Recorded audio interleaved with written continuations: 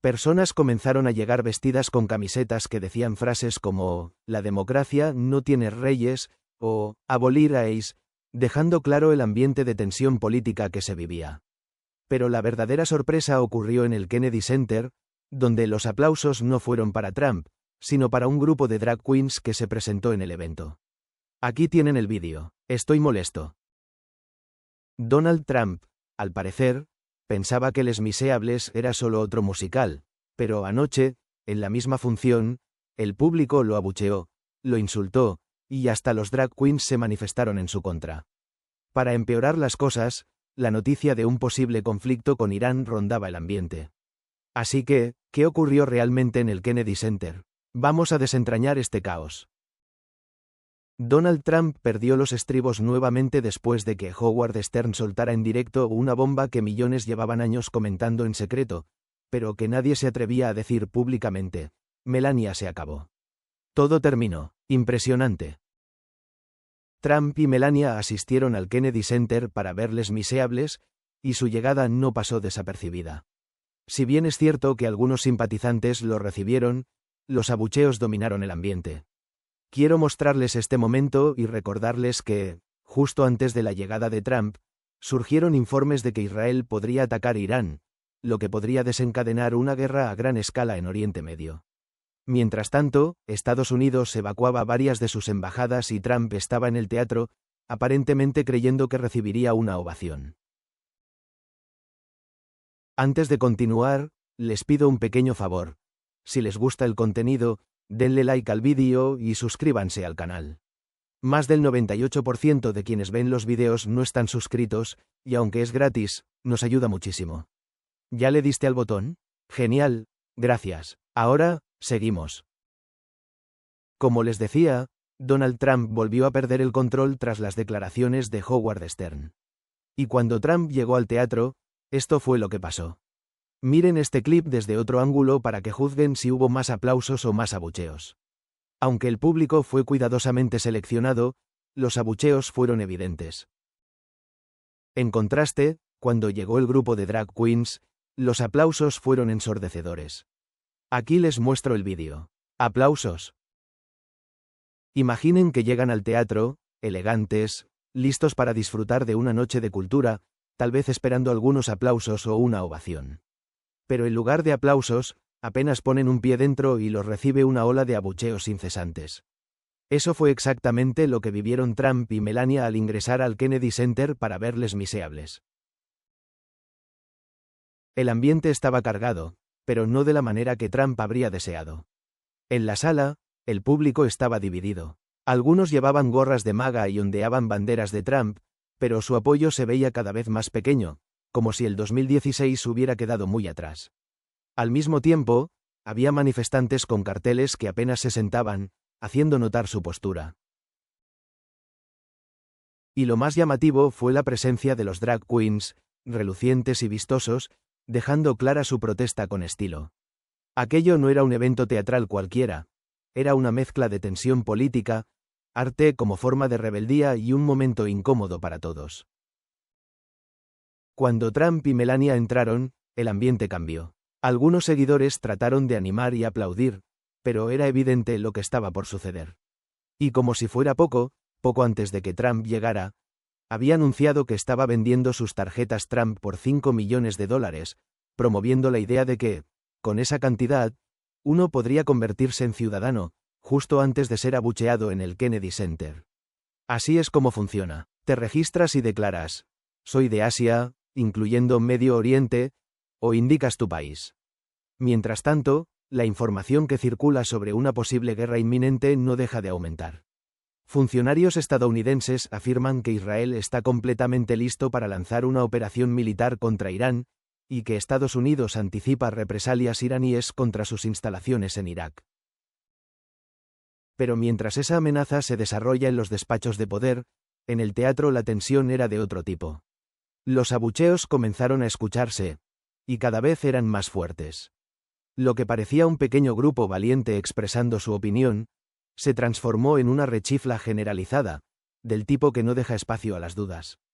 ¿Lo abucheaban? Absolutamente. Imaginen entrar a un teatro esperando recibir aplausos y vítores, pero en su lugar sentir que estás perdiendo un combate de boxeo.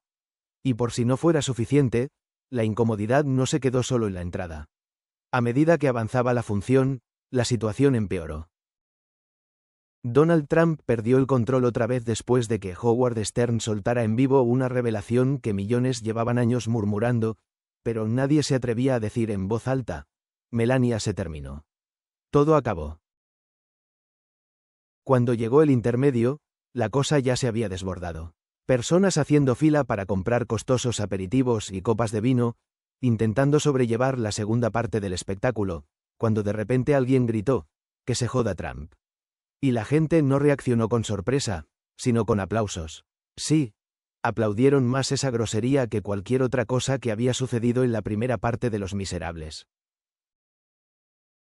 Era como si, por un momento, la obra teatral hubiera sido secuestrada por un espectáculo de drama improvisado, como esos reality shows donde todo sale mal. Aquí, el director perdió el control y la audiencia tomó las riendas del guión. Lo más irónico es el propio contenido de Los Miserables, una obra cargada de temas como la protesta, la desigualdad y la revolución. En ella, literalmente, la gente se levanta contra los malos líderes. Cuesta creer que Trump no ató cabos, o tal vez decidió ignorarlo todo, como acostumbra. Acostumbrado a ser blanco de críticas ingeniosas, es probable que ni siquiera notara las indirectas. Sin embargo, parecía que el universo decidió regalarle una noche cargada de simbolismos, rebeldes en escena, el público protestando, abucheos y mensajes dirigidos directamente a él. Seguramente, Víctor Hugo estaría observando todo ese caos y aplaudiendo lentamente desde algún lugar. Lo que sucedió no fue solo una reacción cultural aislada, fue casi como una ópera moderna llena de sátira, reflejando cómo cada vez más personas alzan la voz en el ámbito artístico y en la sociedad en general. Porque incluso en un mundo regido por guiones y puestas en escena, son los momentos espontáneos los que revelan la historia más grande. La entrada de Trump al Kennedy Center no fue solo incómoda, fue simbólica. Recordó que el cambio se siente en los espacios donde las voces se expresan, ya sea desde el escenario o desde las butacas. A medida que los abucheos resonaban en el teatro, quedaba claro que la popularidad de Trump no es tan sólida como él imagina. Pero, como siempre, Trump no es de los que se quedan callados mientras el mundo del arte le lanza indirectas sin responder. Esta no era la primera vez que se veía envuelto en un escándalo en el Kennedy Center, y como veremos, sus intentos por controlar e influir en esa institución solo han generado más problemas. Pronto hablaremos de cómo la visita de Trump al Kennedy Center fue mucho más que unos cuantos abucheos incómodos. Es mucho más que eso. Trump ha estado realizando cambios detrás de bambalinas en el Kennedy Center para transformarlo en algo que se ajuste más a su visión personal. Sin embargo, la comunidad artística no está nada contenta con esta transformación. Como presidente del Kennedy Center, Trump posee un enorme poder para influir en la dirección que toma la institución. Tradicionalmente, este rol era más simbólico: posar para las cámaras, asistir a eventos de gala y brindar su apoyo a las artes. Pero, como era de esperarse, Trump fue mucho más allá. Comenzó a colocar en puestos clave a personas de su círculo, como Pam Bondi y Laura Ingraham, conocida figura de Fox News y aliada cercana. Estas decisiones no transmitían precisamente un mensaje de unidad o de promoción de la cultura, sino más bien la intención de dejar su huella personal en una institución que debería representar a todos los estadounidenses. Desde antes de reestructurar el Kennedy Center, Trump ya había dejado clara su postura frente al mundo del arte. Sus recortes al Fondo Nacional para las Artes y las Humanidades marcaron el camino. El mensaje era evidente: el financiamiento para la cultura no es una prioridad. Incluso llegó a insinuar que eliminar por completo estos organismos sería lo ideal si se quiere ganarse a la comunidad artística. Así comenzó esta etapa, no con un ambiente cálido y de cooperación, sino con caos e incertidumbre. Desde que asumió el control, el Kennedy Center ha experimentado una serie de cancelaciones y, según los informes, las ventas de membresías han caído notablemente.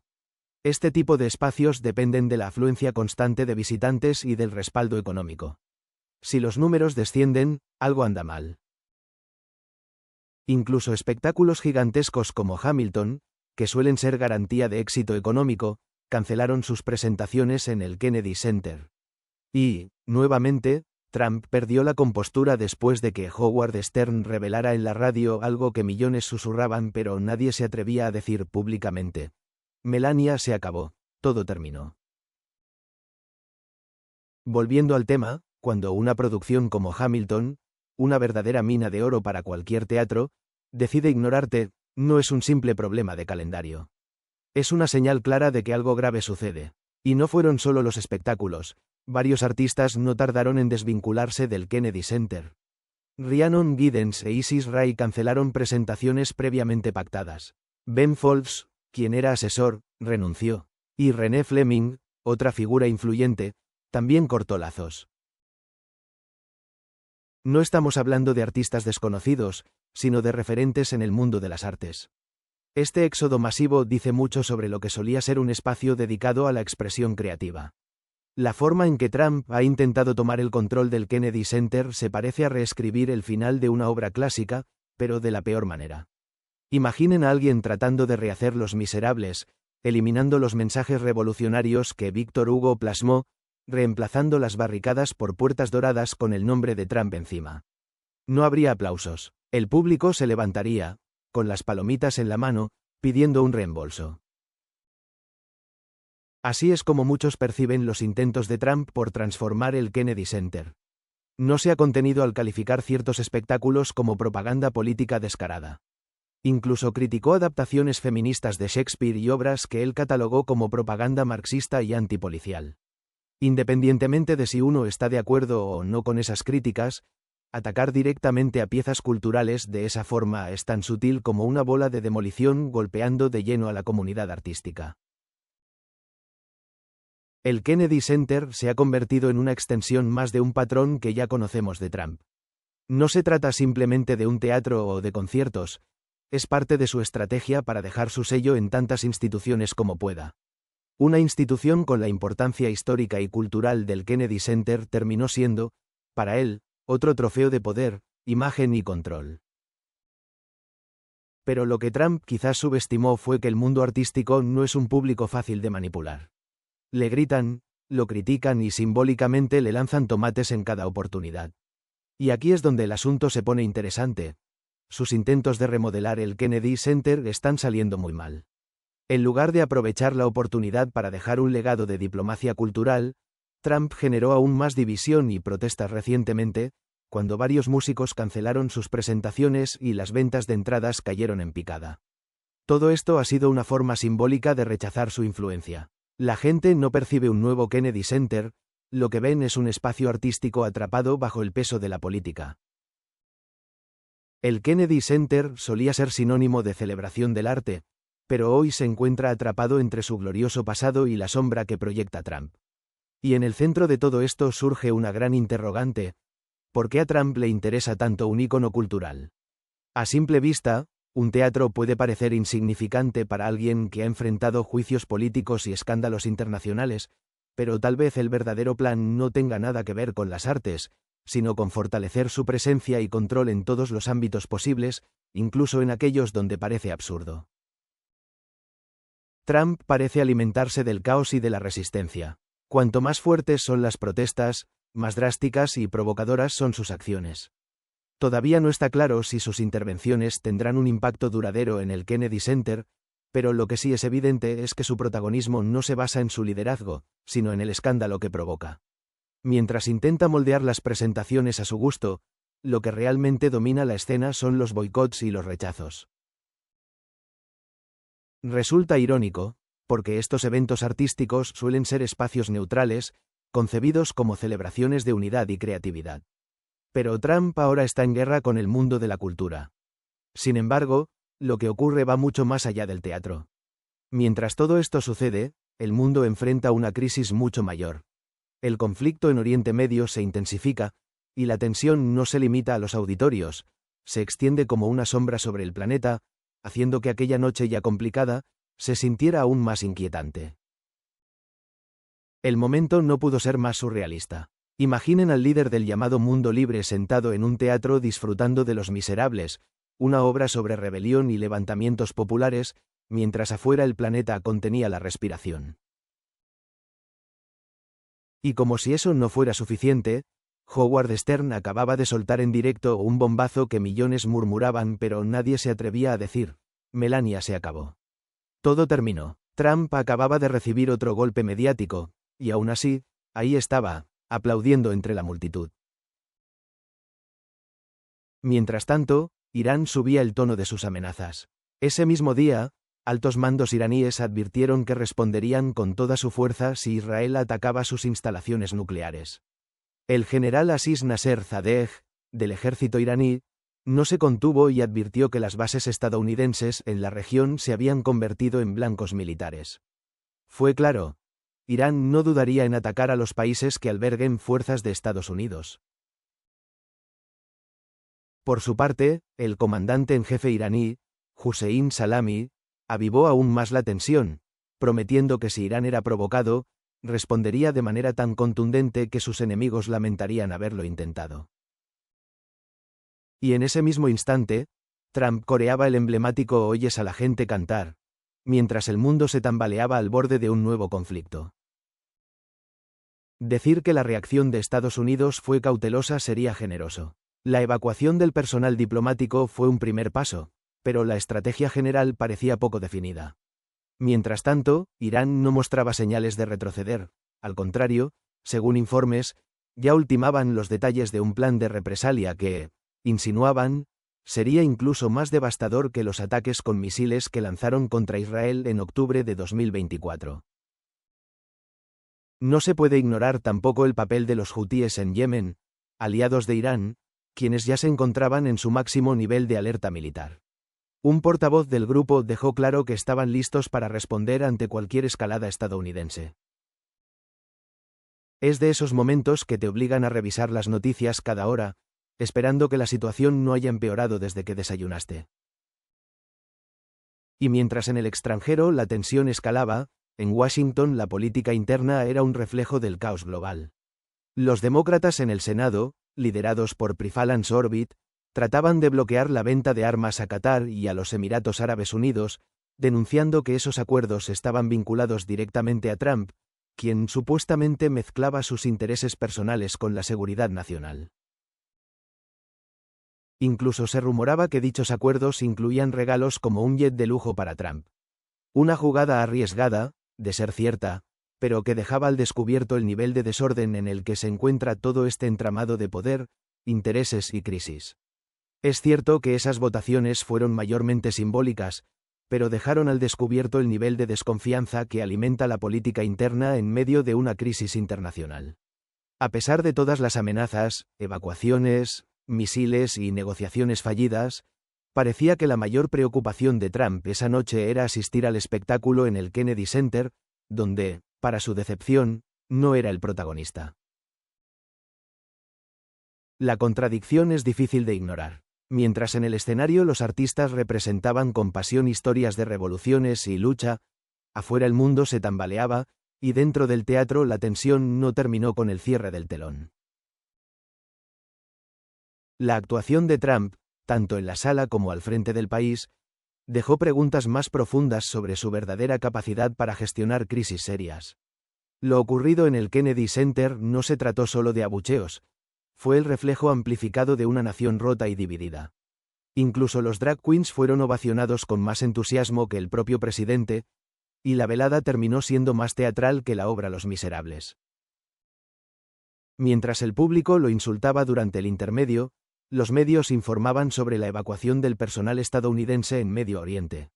La brecha entre las protestas culturales y los conflictos geopolíticos era tan evidente que no se podía ignorar. Si así reacciona Trump ante ciudadanos comunes y corrientes, ¿qué podemos esperar de su manejo en situaciones de verdadero caos internacional?